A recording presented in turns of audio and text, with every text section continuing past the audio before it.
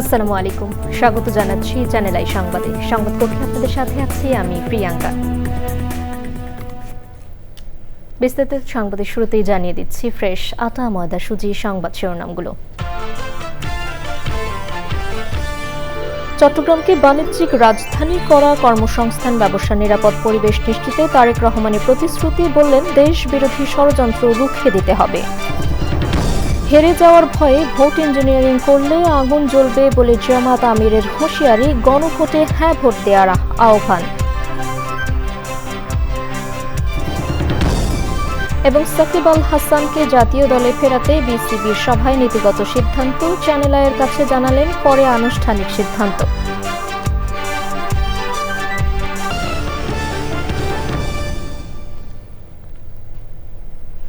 সংবাদ শিরোনামগুলো জানাচ্ছিলাম। এখনকার সংবাদ আয়োজন একই সঙ্গে চ্যানেল আইয়ের ইউটিউব চ্যানেলে এবং চ্যানেল আইয়ের ওটিটি প্ল্যাটফর্ম আই স্ক্রিনে লাইভ স্ট্রিম হচ্ছে। যাচ্ছে বিস্তারিত সংবাদে এবং প্রথমে জাতীয় সংসদ নির্বাচন 2026 কাউন্টডাউন।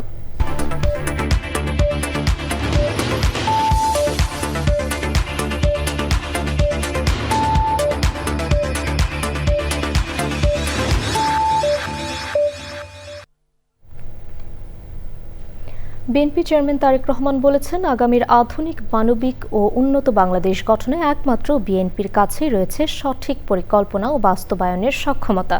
চট্টগ্রাম পলো গ্রাউন্ড ময়দানে নির্বাচনী জনসভায় তারেক রহমান বলেছেন, 5ই আগস্টের পর মানুষ পরিবর্তন চায়। প্রতিদ্বন্দ্বী দলের সমালোচনা করে দেশের উন্নয়ন সম্ভব নয়। সরকার গঠন করতে পারলে দুর্নীতির লাগাম টেনে ধরার কথা বলেন তারেক রহমান।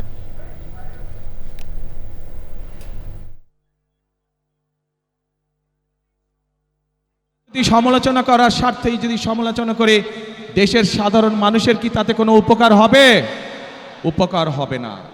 আমরা যদি শুধু সমালোচনা করার অর্থে শুধু সমালোচনাই করি, দেশের মানুষের পেট ভরবে?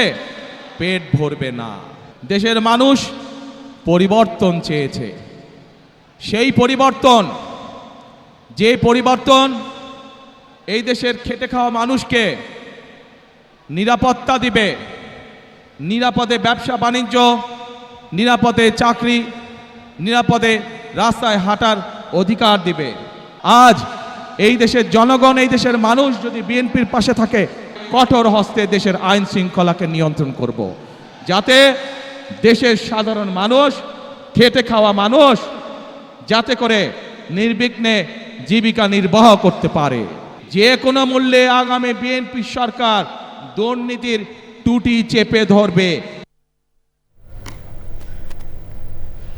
বিএনপি চেয়ারম্যান তারেক রহমানের চট্টগ্রামে নির্বাচনী সফরের পরবর্তী কর্মসূচি নিয়ে জানতে যাচ্ছি আক্তার হোসেনের কাছে। তিনি চট্টগ্রাম মহানগরীতেই আছেন। আক্তার, বিএনপি চেয়ারম্যানের পরবর্তী কর্মসূচি নিয়ে বিস্তারিত আমাদের জানাবেন।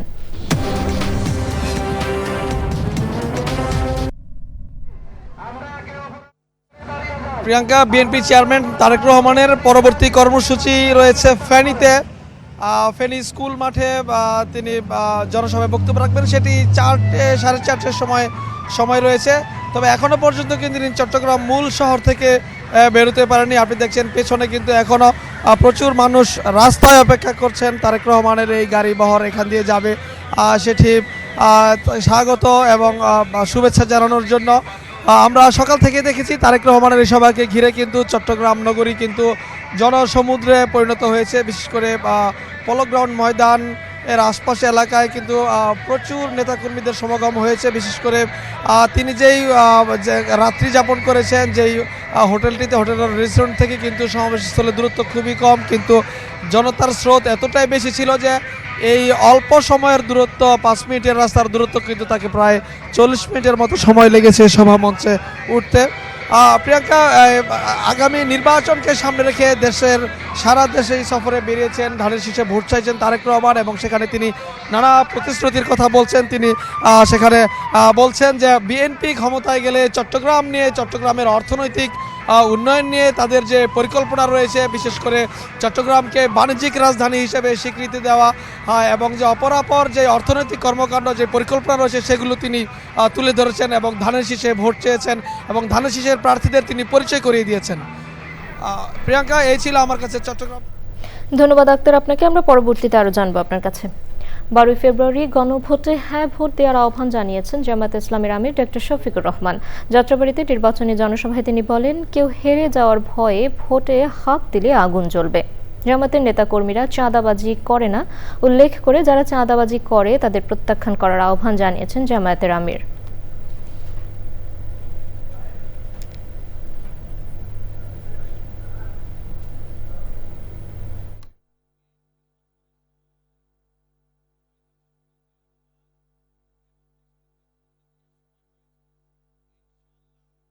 দেখতে চাই না দেশে কোনো ফ্যাসিবাদী শাসন কায়েম হবে।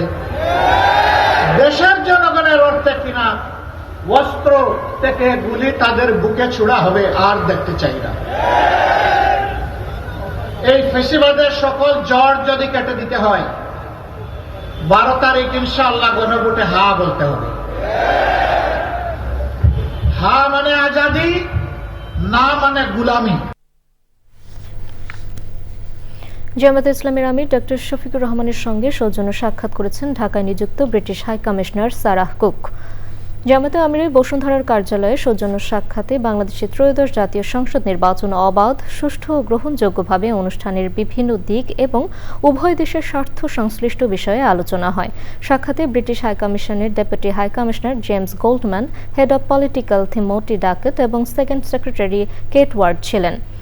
এ সময় জামায়াতে আমির সহকারী সেক্রেটারি জেনারেল এবং কেন্দ্রীয় প্রচার ও মিডিয়া বিভাগের প্রধান অ্যাডভোকেট এহসানুল মাহবুব জুবায়ের এবং অন্যরা ছিলেন। চট্টগ্রামে নির্বাচনী সমাবেশের আগে তরুণদের সঙ্গে আলোচনায় প্রশ্নোত্তরে বিএনপি চেয়ারম্যান তারেক রহমান বলেছেন, রাষ্ট্রোন্নয়নে নেয়া পরিকল্পনাগুলো বাস্তবায়নে বিএনপি প্রতিশ্রুতিবদ্ধ। প্রতিশ্রুতি রক্ষা না করলে পরবর্তীতে জনগণ ভোট দেবে না বলেও মন্তব্য করেন তিনি। চাঁদাবাজি, দুর্নীতি নিয়ন্ত্রণ এবং আইন শৃঙ্খলা পরিস্থিতির উন্নয়নে সচেষ্ট থাকার কথাও জানান তারেক রহমান। রাহুল রায়ের রিপোর্ট। 22 জানুয়ারি নির্বাচনী সমাবেশ শুরুর আগে সিলেটে তরুণদের সঙ্গে মতবিনিময় করেছিলেন বিএনপি চেয়ারম্যান তারেক রহমান। চট্টগ্রাম সমাবেশের আগেও শহরের একটি হোটেলে তরুণদের সঙ্গে মতবিনিময় করেন তিনি, যেটির নাম দেওয়া হয়েছে ইউথ পলিসি টক। শিক্ষা, স্বাস্থ্যখাত থেকে শুরু করে ক্লাইমেট চেঞ্জ, প্রতিটি বিষয়ে বিভিন্ন বিশ্ববিদ্যালয়ের শিক্ষার্থীরা তাদের মতামত তুলে ধরে প্রশ্নও রাখেন তারেক রহমানের কাছে। আমাদের ক্ষেত্রে স্কিল ডেভেলপমেন্টের কোনো কিছু বিষয় আছে কিনা, প্রতিটি প্রশ্নের উত্তর দিয়ে নিজের পরিকল্পনা তুলে ধরেন বিএনপি চেয়ারম্যান। বিভিন্ন সামাজিক সমস্যা নিয়েও প্রশ্ন ছিল তরুণদের। আমাদেরকে চাঁদাবাজির প্রবলেমটা ফেস করতে হয়, তো আমি জানতে চাচ্ছি আপনি এটা নিয়ে কি প্ল্যান করছেন? আইন শৃঙ্খলা ব্যবস্থা, মানুষের নিরাপদ করা মানুষকে, এটা যদি নিশ্চয় করতে আমরা না করি এবং অ্যাট দ্য সেম টাইম করাপশনকে যদি আমরা অ্যাড্রেস করতে না পারি, করাপশনকে যদি নিয়ন্ত্রণের মধ্যে আনতে না পারি, তাহলে আমরা যত যাই প্ল্যান করি হবে না। গভর্নমেন্টের থেকে যদি মেসেজিং যায় যে we will not tolerate this, তারপরে তো গভর্নমেন্টের বিভিন্ন প্রিকশন বা স্টেপস থাকবে, কিন্তু যখন মেসেজিং যাবে যে আমরা এই ধরনের জিনিস টলারেট করব না, আমরা করাপশন টলারেট করব না, অটোমেটিক অ্যাটলিস্ট 20-30% তখনই রিডিউস হয়ে যায় সমস্যাটা। মানুষের ভোটে ক্ষমতায় গেলে রাষ্ট্র গঠনে নেওয়া পরিকল্পনাগুলো বাস্তবায়নে প্রতিশ্রুতিবদ্ধ কিনা, এমন প্রশ্নের উত্তর দেন তারেক রহমান। আপনাদের পরিকল্পনাগুলো কি শুধু প্রতিশ্রুতির মধ্যে সীমাবদ্ধ থাকবে নাকি আপনারা বাস্তবায়ন করবেন? আমি আজকে বললাম একটা কিন্তু করলাম না, পরশুদিন তো আপনি আমাকে ধরবেনই। আপনি যদি এবার আমাকে ভোট দেন, পরের বার আপনি ভোট দিবেন না আমাকে। আপনাকে আমি যেই কমিটমেন্টগুলো করলাম, আমি মনে করি যে আপনি যদি দেখেন যে হ্যাঁ তারেক রহমান এবং তার সরকার কাজগুলো করার চেষ্টা করছে, হয়তো 100% সাকসেসফুল হচ্ছে না, চেষ্টা করছে, তখন কিন্তু আপনি আমার পাশে থাকবেন। At least I have tried. খাদ্যে ভেজাল সহ সব ধরনের সমস্যা সমাধানে পুরো সিস্টেম পরিবর্তনের প্রয়োজনীয়তার কথা বলেন BNP chairman. Rahul Roy, channel I. বিএনপির মহাসচিব মির্জা ফখরুল ইসলাম আলমগীর বলেছেন, জামাতের সঙ্গে আমেরিকার গোপন আঁতাত হয়েছে। এই আঁতাত দেশের ক্ষতি করবে। ঠাকুরগাঁয়ে নির্বাচনী পথসভায় তিনি এ কথা বলেন। দেশের অন্য জেলাগুলোতেও সংসদ নির্বাচন ঘিরে চলছে জমজমাট প্রচার। ভোটারদের দাঁড়ে দাঁড়ে গিয়ে প্রার্থীরা দিচ্ছেন নানা প্রতিশ্রুতি। প্রতিদ্বন্দ্বী প্রার্থীদের রয়েছে পাল্টা অভিযোগ। প্রতিনিধির পাঠানো তথ্য ভিডিও চিত্রে লায়লা নওশিনের রিপোর্ট। সংসদ নির্বাচন ঘিরে সারা দেশে শুরু হয়েছে ভোটের উৎসব। প্রতীক পেয়ে প্রার্থীরা ছুটছেন ভোটারদের কাছে। ভোটাররাও বিশ্লেষণ করছেন প্রার্থীদের পরিকল্পনা। আমাদের প্রত্যাশা হলো যে তারা যেন দায়িত্বশীল আচরণ করে, দেশের উন্নয়নের কাজ করবে। যদি করে তাহলে ভালো, আর না করলে ওইভাবে হাতে নেওয়া তাকে পালাতে হবে। আমরা চাইছি যে সবাই মিলে সর্বগণী ভোটটা হোক। মেহেরপুরে বিএনপির প্রার্থী মাসুদ অরুণ, জামায়াতের প্রার্থী মাওলানা তাজউদ্দিন খান সহ প্রার্থীরা প্রচার চালিয়েছেন। নিশ্চিতভাবে মানুষ ধানের শীষের পক্ষেই থাকে।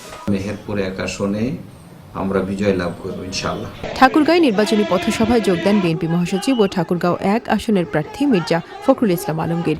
এ সময় যুক্তরাষ্ট্রের সঙ্গে জামায়াতের আঁতাতের অভিযোগ এনে সমালোচনা করেন তিনি। তিনি বলতেছেন যে জামাতের সঙ্গে আমেরিকার একটা গোপন আঁতাত হয়েছে। এই আঁতাতটা বাংলাদেশের জন্য ভালো নয়, এটা বাংলাদেশ ক্ষতি করবে। বন্ধুগণ, আমরা এই বিষয়ে আমরা পররাষ্ট্র মন্ত্রণালয়ের একটা ব্যাখ্যা চাই যে ওয়াশিংটন পোস্টে যে নিউজটা বেরিয়েছে এই নিউজটা কতটুকু সত্যি এবং এটার ব্যাখ্যাটা কি, সে ব্যাখ্যাটা আমরা চাই। বরিশাল 1 আসনে বিএনপির প্রার্থী এম জহিরুদ্দিন স্বপন নির্বাচনী প্রচার চালিয়েছেন। নোয়াখালী 1 আসনে বিএনপির প্রার্থী ব্যারিস্টার এম মাহবুব উদ্দিন খোকনের নির্বাচনী জনসভা অনুষ্ঠিত হয়েছে।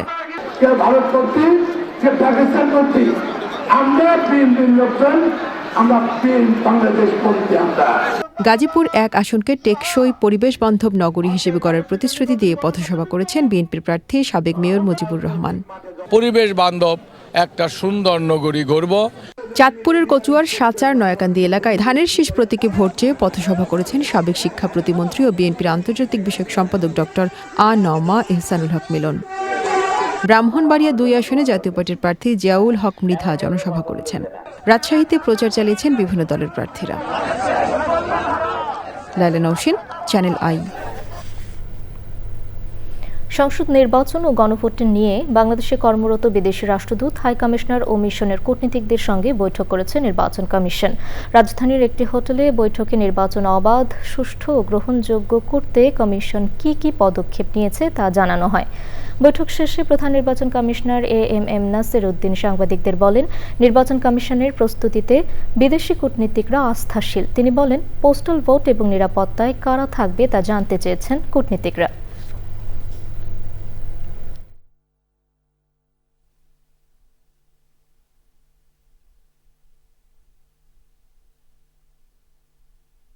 অ্যাট এভরি স্টেজ আমরা আমাদের কর্মকাণ্ড পুরোটা আমরা ব্রিফ করেছি। তারা দে আর ভেরি হ্যাপি। আমরা চাই যে একটা মোস্ট ট্রান্সপারেন্ট একটা ইলেকশন, ক্রেডিবল একটা ইলেকশন, যাতে এখানে কোনো লুকোচুরির কোনো ব্যাপার নেই। এদেরকে আমরা বুঝিয়েছি, সেটা তারা অ্যাপ্রিসিয়েট করেছে। যাদের সাথে আমরা কথা বলেছি অ্যাম্বাসেডাররা, দে আর ভেরি হ্যাপি যে আমরা যে কাজ করেছি, তারা অত্যন্ত খুশি এবং তারা আস্থাশীল যে আমরা ইনশাল্লাহ একটা ক্রেডিবল ইলেকশন আমরা ইনশাল্লাহ উপহার দিতে পারবো। এবারে অন্যান্য সংবাদ। বাংলাদেশের হয়ে খেলতে পারবেন সাবেক বিশ্বসেরা অলরাউন্ডার সাকিব আল হাসান। শনিবার বিসিবির সভায় এই নীতিগত সিদ্ধান্ত নেওয়া হয়েছে। দেশে বা দেশের বাইরে যে কোনো ভেন্যুতে আগামী সিরিজ থেকে তাকে দলে ডাকতে পারবেন নির্বাচকরা। বিসিবির পরিচালনা পর্ষদের 8 ঘণ্টার বৈঠক শেষে শনিবার রাতে প্রেস ব্রিফিংয়ে এই সিদ্ধান্তের কথা জানান 2 পরিচালক। সাকিব আল হাসানের সাথে চ্যানেল আইয়ে টেলিফোন কথোপকথন হয়েছে। বিসিবির সাম্প্রতিক সিদ্ধান্তের বিষয়ে তার প্রতিক্রিয়া জানতে চাইলে তিনি বলেন, চ্যানেল আইয়ের সংবাদে বিষয়টি দেখেছেন, ধীরে সুস্থে প্রতিক্রিয়া জানাবেন। বিস্তারিত জানাচ্ছেন সানিয়া তন্ময়। বাংলাদেশ নিরাপত্তা নিয়ে শঙ্কার কারণে ভারতে খেলতে না যাওয়ায় টি-20 বিশ্বকাপ থেকে বাদ পড়ার খবরের মধ্যেই নতুন আলোচনায় সাকিব আল হাসান। এ বিষয়ে কথা বলেন বিসিবির 2 পরিচালক। বোর্ড সর্বসম্মতিক্রমে সিদ্ধান্ত গ্রহণ করেছে যে যদি বেসড অন সাকিব আল হাসানের অ্যাভেইলেবিলিটি, ফিটনেস এবং অ্যাক্সেসিবিলিটি প্লাস হচ্ছে যেইখানে খেলা হবে ভেন্যুতে ওখানে যদি প্রেজেন্ট থাকার মতো ক্যাপাসিটি থাকে, অবশ্যই বোর্ড বা সিলেকশন প্যানেল সাকিব আল হাসানকে পরবর্তীতে সিলেকশনের জন্য বিবেচনা করবে। আর সাকিব আল হাসান যদি অন্যান্য গ্লোবাল যেই টুর্নামেন্টগুলোতে পার্টিসিপেট করতে পারবে, কারণ ওখানে বোর্ড এনওসি প্রোভাইড করবে। সাকিবের দেশে ফেরার পেছনের বাধাগুলো নিয়ে সরকারের সাথে আলোচনায় বসবেন বোর্ড প্রেসিডেন্ট আমিনুল ইসলাম বুলবুল। সাকিব আল হাসান যদি খেলে, আমাদের বোর্ড ফিটনেস বা সিলেক্টেড যে সমস্ত আনুষঙ্গিক ব্যাপারগুলো থাকে সেগুলো সাকিব কতটুকু ফিট বা তার ট্রেনিং বা তার স্কিল বা সিলেকশন কমিটিতে আসবে কিনা একটা ইস্যু। আর আমরা গভর্নমেন্টকে অলরেডি আমাদের প্রেসিডেন্টকে বলা হয়েছে এই বিষয়টা সরকারের সাথে যোগাযোগ করার ব্যাপারে। তার ব্যক্তিগত যে ইস্যুগুলো আছে তার নিজস্ব, সেগুলো যদি সরকার অ্যালাউ করে বা সরকার কীভাবে ফেস করবে সেটা সরকারের বিষয়, কিন্তু আমরা বোর্ডের পক্ষ থেকে সাকিবকে চেয়েছি, এটা হলো মূল কথা। এ সময় উঠে আসে টি-20 বিশ্বকাপ প্রসঙ্গ। সরকারের আমাদের সিকিউরিটি রিপোর্ট প্লাস হচ্ছে আমাদের বোর্ডের মন্তব্য আপনি শুনেছেন যে বিশ্বকাপে ভারতে খেলা আমাদের জন্য সেফ না, যে এরপরে আমরা কি করব। আমরা আইসিসির বোর্ডের সিদ্ধান্তই মেনে নিয়েছি, যেহেতু আইসিসি বলেছেন যে আমরা খেলতে যেতে পারবো না বা শ্রীলঙ্কা আমাদের খেলা স্থানান্তর করতে পারবে না, সেই ক্ষেত্রে আমরা ভারতে যেয়ে আমরা খেলতে পারছি না, আমাদের স্ট্যান্স ওখানেই আছে। নতুন কেন্দ্রীয় চুক্তিতে 27 জন খেলোয়াড়কে অন্তর্ভুক্ত করা হবে বলেও জানানো হয় briefing. Sania Tanmoy, channel I, Dhaka. দর্শক, এবারে বিরতি।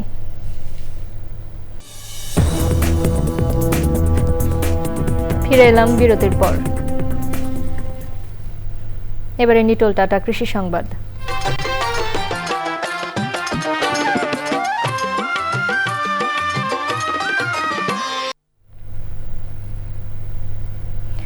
বাজারে ভোজ্য তেলের দাম ক্রমাগত বাড়তে থাকায় শরীয়তপুরে উন্নত জাতের তেল ফসলের আবাদ বৃদ্ধি পাচ্ছে। এ অঞ্চলের জমি সরিষা আবাদের উপযোগী হওয়ায় বেড়েছে উন্নত জাতের সরিষার চাষ। 5 বছরে শরীয়তপুরে 3500 হেক্টর জমিতে সরিষার আবাদ বেড়েছে। শরীয়তপুর প্রতিনিধি এস.এম. মুজিবুর রহমানের রিপোর্ট। সরকারের নির্দেশনা অনুযায়ী কৃষি সম্প্রসারণ অধিদপ্তর নিরাপদ ভোজ্য তেলের চাহিদা পূরণে তেল ফসল উৎপাদন বাড়াতে প্রণোদনা সহ মাঠ পর্যায়ে কারিগরি সহায়তা ও পরামর্শ দিয়ে যাচ্ছেন। সরকারি সহায়তায় শরীয়তপুরের কৃষকেরা অধিক তেল উৎপাদনকারী জাতের সরিষা আবাদ বৃদ্ধি করেছেন। এর মধ্যে রয়েছে বাড়ি সরিষা 14, 15, 17, 18 ও বিনা সরিষা 14। স্থানীয় জাতের চেয়ে এই সকল জাতের সরিষায় কেজি প্রতি 50 গ্রাম থেকে 100 গ্রাম পর্যন্ত বেশি তেল পাওয়া যায়।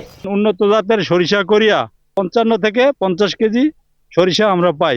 মাগি সরষা করতাম, ওইতে মনে হয় 1 মণ সরষা বাঙাইলে পাইতাম তেল পাইতাম 12 থেকে 13 কেজি। আর এখন যেই জাত করতেছি এটা 1 মণ সরষা বাঙাইলে 16, 16.5 কেজির মতো তেল হয়। নিরাপদ ভোজ্য তেলের ঘাটতি কমানো সহ আমদানি নির্ভরতা কমাতে তেল উৎপাদন বৃদ্ধির লক্ষ্যে কাজ করছে কৃষি বিভাগ। 5 বছরে প্রায় 4000 হেক্টর জমিতে সরিষা আবাদ বৃদ্ধি হয়েছে এবং অন্যান্য তেলজাত ফসলের উৎপাদনও আনুপাতিক হারে বৃদ্ধি পেয়েছে। এবং আমরা কৃষি সম্প্রসারণ অধিদপ্তর নিরাপদ ভোজ্য তেল উৎপাদনের লক্ষ্যে কাজ করে যাচ্ছি। শরীয়তপুর জেলায় এবছর 3800 হেক্টর জমিতে সরিষার আবাদ হয়েছে। নিরাপদ ভোজ্য তেল উৎপাদনের বৃদ্ধির লক্ষ্যকে সামনে রেখে কৃষি সম্প্রসারণ অধিদপ্তর কার্যক্রম শুরু করে 2020-21 সালে। ওই বছর জেলায় সরিষা আবাদ হয় 10,305 হেক্টর জমিতে। মাত্র 5 বছরের ব্যবধানে এবার সরিষা আবাদ হয়েছে 13,800 হেক্টর জমিতে। কৃষক ও কৃষি সংশ্লিষ্টরা বলছেন, তেল ফসল উৎপাদন অব্যাহত থাকলে যেমন কমবে আমদানি ব্যয়, তেমনি পূরণ হবে স্থানীয় চাহিদা। শরীয়তপুরের গোসাইরহাট থেকে SM. Mujibur Rahman, channel I. এবার প্রকৃতি সংবাদ।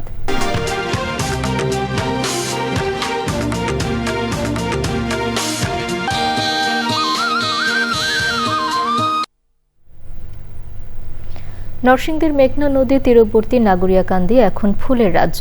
বাহারি রঙে নানা জাতের ফুলে ফুলে সুশোভিত প্রকৃতি পরিবেশ।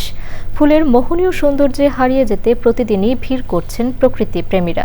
ফুলের রঙে রাঙিয়ে নিচ্ছেন নিজেদের। সুমন রায় রিপোর্ট।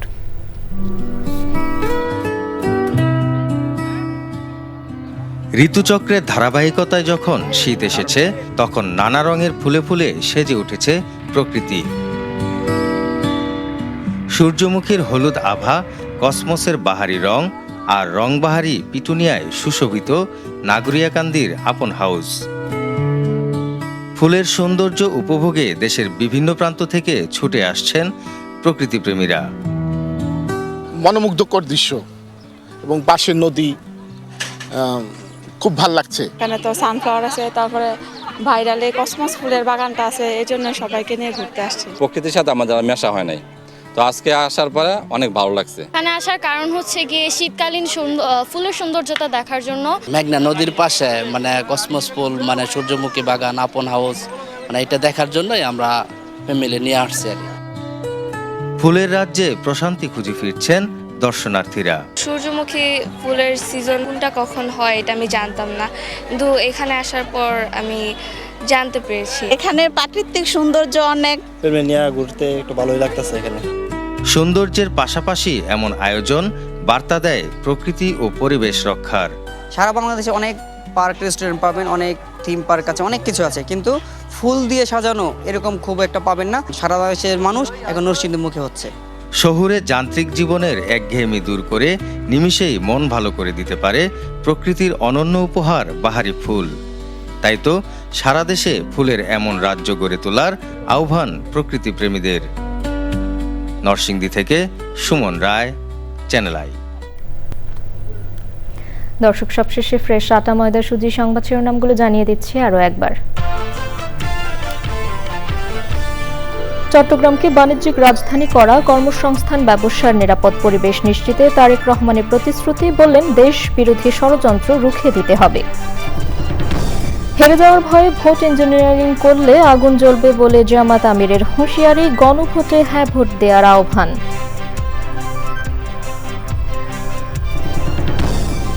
এবং সাকিব আল হাসানকে জাতীয় দলে ফেরাতে বিসিবির সভায় নীতিগত সিদ্ধান্ত, চ্যানেল আইকে সাকিব জানালেন পরে আনুষ্ঠানিক সিদ্ধান্ত।